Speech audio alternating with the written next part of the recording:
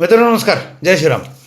मला खरंच प्रश्न पडतो की जगात देवी देवता आहेत आणि जर आहेत तर ते हे का बघत बसले आहेत. इति राज ठाकरे. त्याच्यावरती संजय राऊत 33 कोटी देव.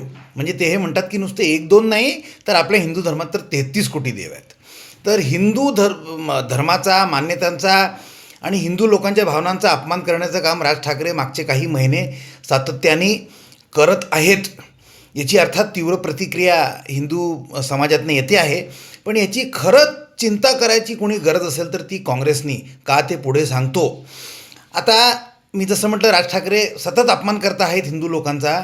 काही दिवसापूर्वी त्यांनी बाळा नांदगावकरांचं नाव घेऊन काखा खाजवून गंगाजळाचा सुद्धा अपमान करून दाखवला आहे, कदाचित तुम्हाला आठवत असेल.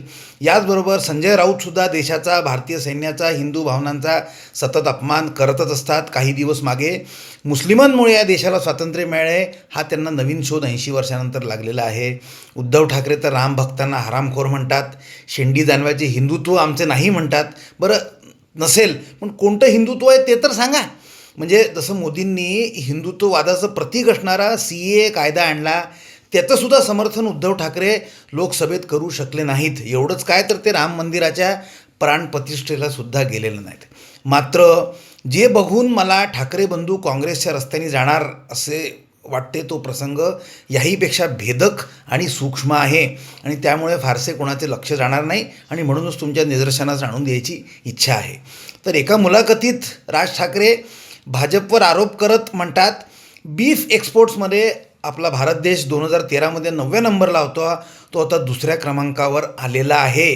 पण भाजप गोमातेच्या नावाने राजकारण करतं. तुमच्या ज्ञानाकरता सांगतो, आपण हे गोमातेचं बीफ एक्सपोर्ट करत नाही, हे वेगळ्या प्रकारचं बीफ असतं.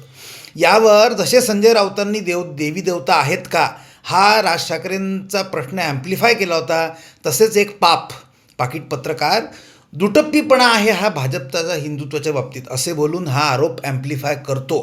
लक्षात घ्या, या पापसारखे संजय राऊतसुद्धा एकेकाळी पाकीट पत्रकारच होते.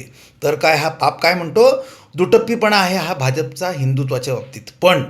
पण खरा वार राज ठाकरे यानंतर करतात. ते म्हणतात, मला या प्रकाराची आजकाल किळस यायला लागली आहे.